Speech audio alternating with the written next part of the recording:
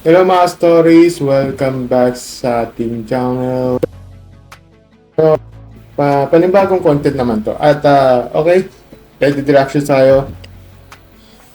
Okay, so ito sa nito medyo mayroon siyang confession sa atin. Ito nag-post sa Reddit. So papaano ko nito.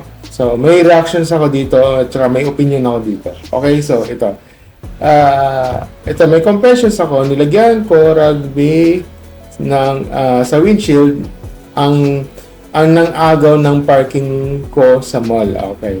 Ang tagal ko nag-aabang ng parking sa mall. Nung umalis yung parking, yung umalis sa parking, agad-agad na pumasok yung kotse na parang walang nangyari.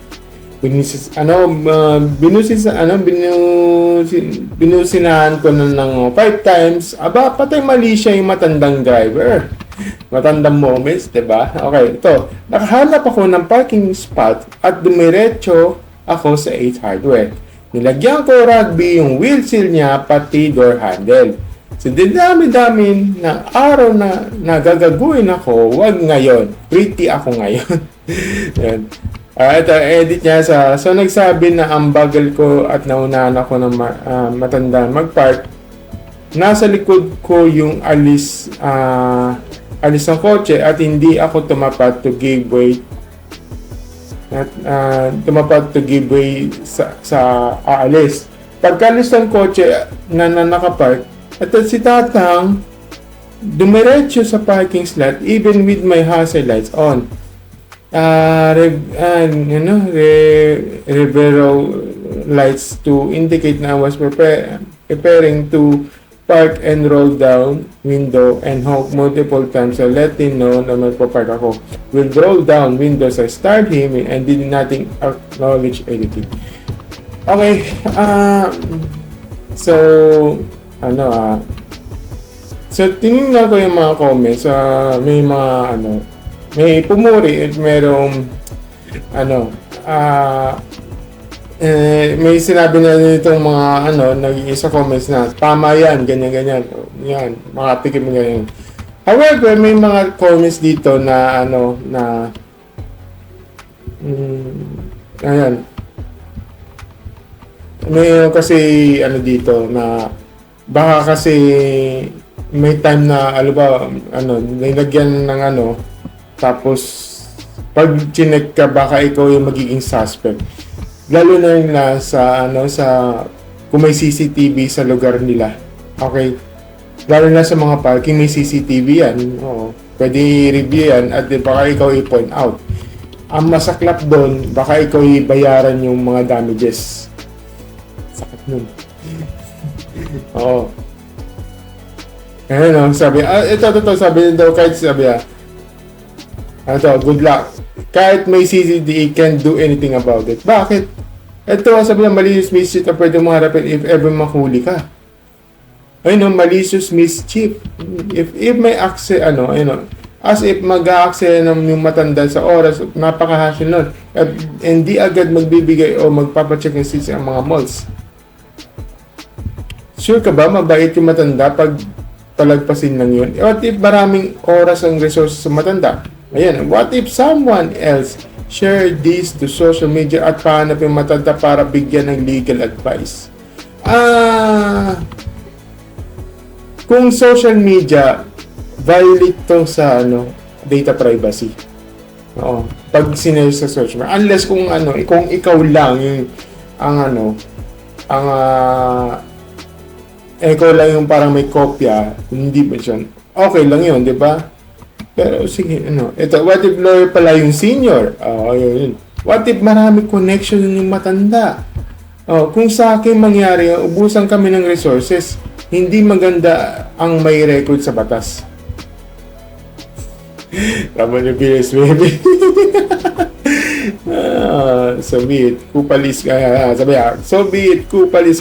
Kung ganun lang gagawin ng matanda, hingi rin ako ng copy ng video ni Sisi at i-post ko sa Facebook para malaman na kupal siya. Ang dami.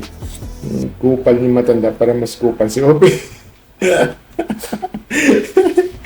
Okay, I know. Kaya madami mama. Kaya madami nababalik kayong control the emotions. Oo nga, ang dami na ba. Okay, so yan. It's like saying from a wavelength. Wag. Yung wag yung gawin yan, yung ano yung dadaan sa daha. So pag ikaw ay hindi makakontrol yung emotions mo. So, mahirap yan. Pwede kang, alam mo na. Okay, sana kung yung windshield yung ano yan, yung windshield, ilalagay na rugby ng windshield, yung ganyan. Basta huwag ka makapatay ng tao.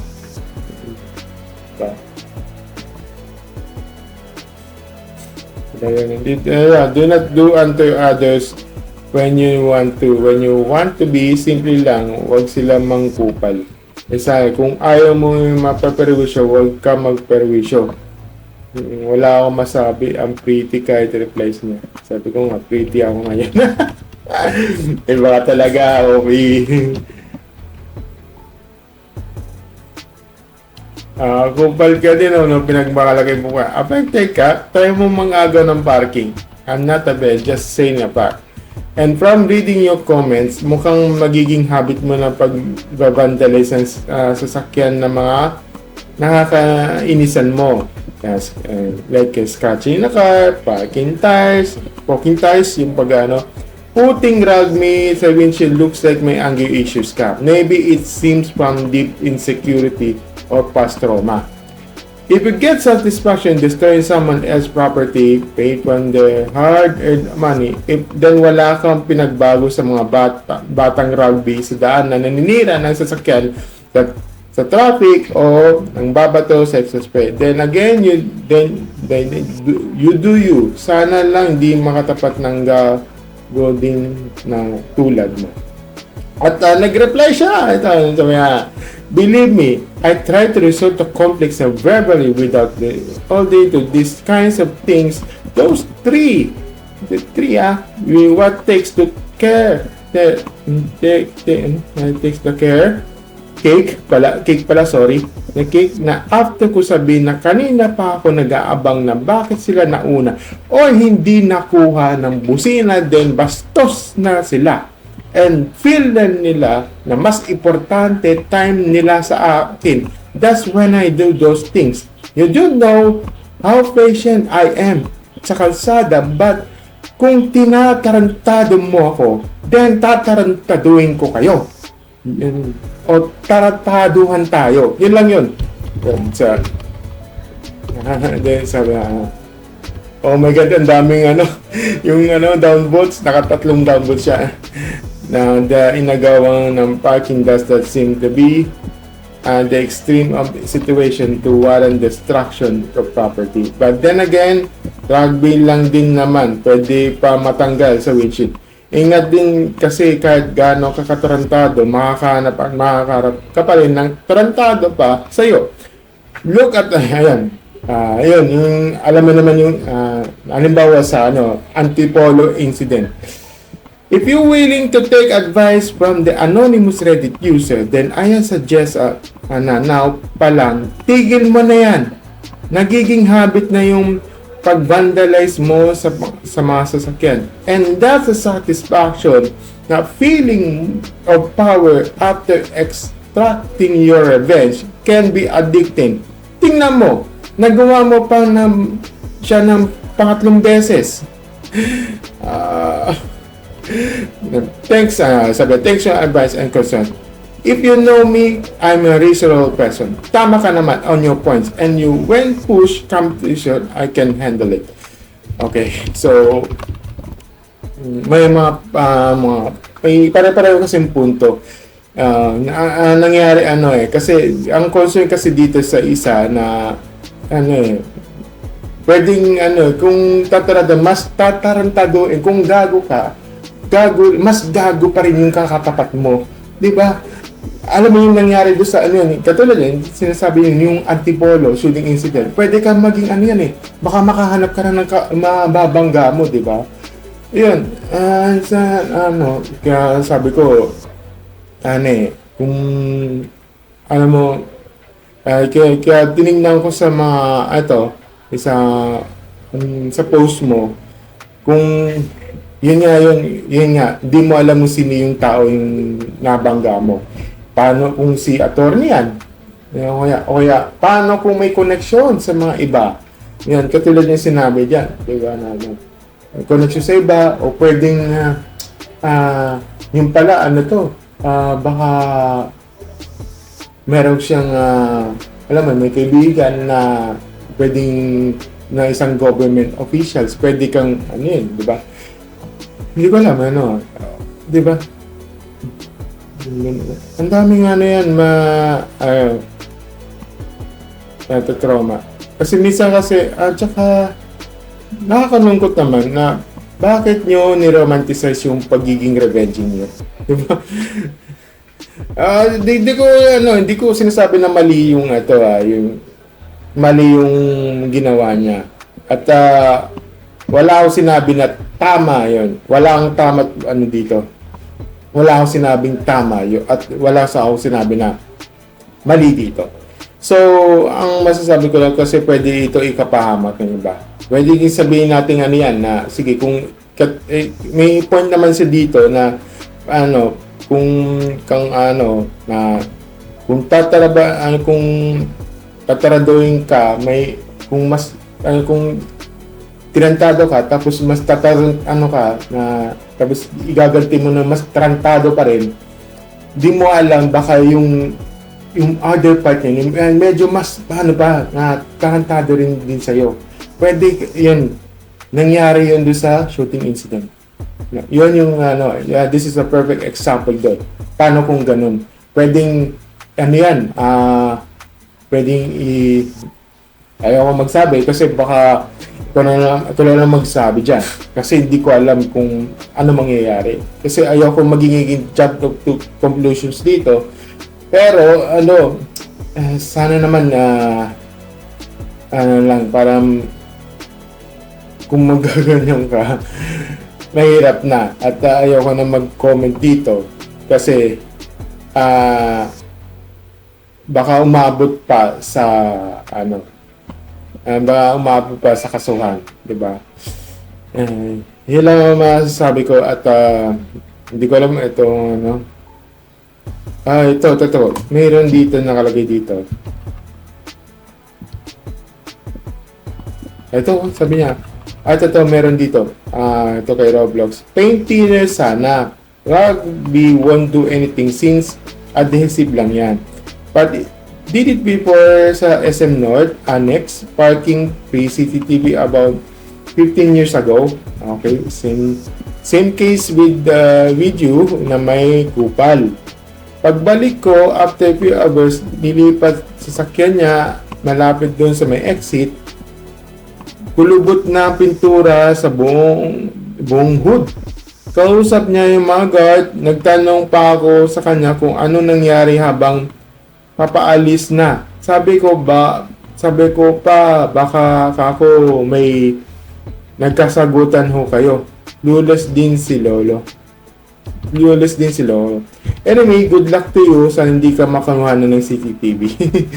Yan nga yung concern dito baka makuha ka na ng CCTV. Alam mo na kasi CCTV is everywhere. Kahit sa mga streets, sa mga kalye, may mga CCTV yan. Kaya hindi katulad din noon, mga 15 years ago, siguro mga 2010s, mga decade ng year 2000s, year 2010s, may mga CCTV pero ilan-ilan na. Pero ngayon, may mga CCTV na yan. Kahit sa mga sa mga bahay, katulad namin, may mga CCTV. Yun, meron na. At saka, soon na magkakaroon ng CCTV sa mga kanto-kanto. Yun. So, yun. So, alam ko to. So, yun. Ito yung reply niya. Alam ko to kasi same scenario sa SM Nega. Binasag salamin ng friend ko at nakuhan at ninakawan ng laptop. Nilakawan ng laptop. Wala CCTV so din nakita kung sinong gumawa. Ayun nga. Nakawan ng laptop. Pero it's 15, I think 15 years ago. So alam ko to sa scenario, 2010 na to.